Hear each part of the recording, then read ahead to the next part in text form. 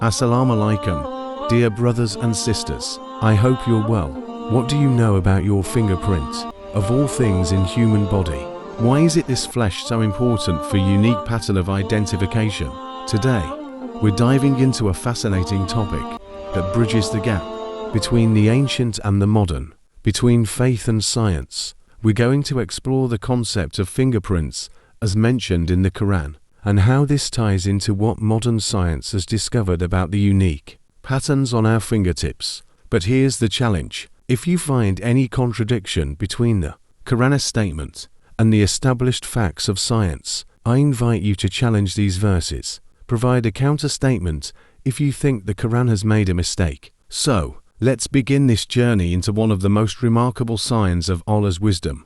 By the end of this video, I assure you, your perception of the Qur'an and the wonders it holds will be profoundly deepened. In Surah Al-Qiyamah, Qur'an 75-324, Allah says, "Does man think that we will not assemble his bones? Yes, we are able even to proportion his fingertips." Now, let's take a closer look at what this verse is telling us. The Qur'an was revealed over 1,400 years ago, in a time when science, as we know it today, did not exist. Yet, these verses specifically mention the fingertips, and not just in passing, but in a context of human resurrection and accountability on the Day of Judgment. Why the fingertips?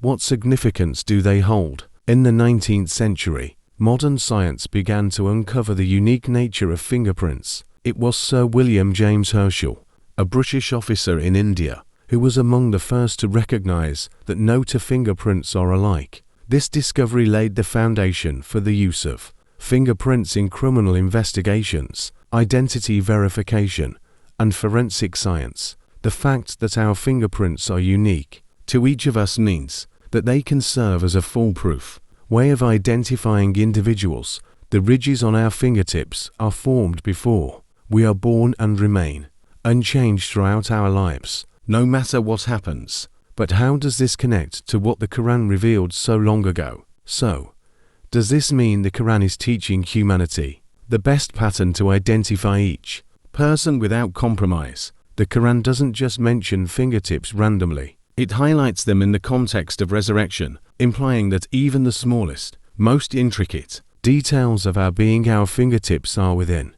Allah's power to restore and recreate. Imagine this, in a time when the understanding of anatomy was primitive at best. The Qur'an drew attention to something as specific as fingerprints. It's as if the verse is saying, not only will we recreate you on the Day of Judgment, but we will do so with every single detail, down to the lines on your fingertips. This specificity is remarkable, especially considering that the scientific significance of fingerprints was only understood over a millennium later. It's as if the Qur'an was giving us a hint, a sign, of the detailed knowledge contained within its verses, and it goes beyond just fingerprints. The verse speaks to the broader concept of accountability and the precision with which Allah will resurrect and judge each individual. Let's pause for a moment and think about this. The verse challenges the assumption of those who doubt resurrection. It doesn't just say, "We can recreate your body." No, it goes further to emphasize that even the minutest part of you, your fingerprints, which is unique to you and you alone, can and will be restored. In a sense, this verse isn't just about the physical aspect of fingerprints. It's about the precision, the attention to detail, and the complete knowledge that Allah has over His creation. This raises a question. How could such a detailed aspect of human anatomy be mentioned in a book revealed in the 7th century, a time when the intricate nature of fingerprints was entirely unknown? Could it be a coincidence?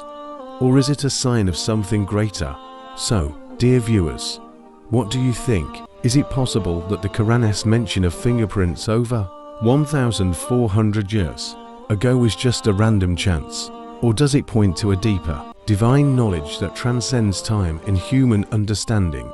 As we continue exploring the connections between the Qur'an and the scientific world, I invite you to think critically and engage with these ideas. If you find contradictions, challenge them.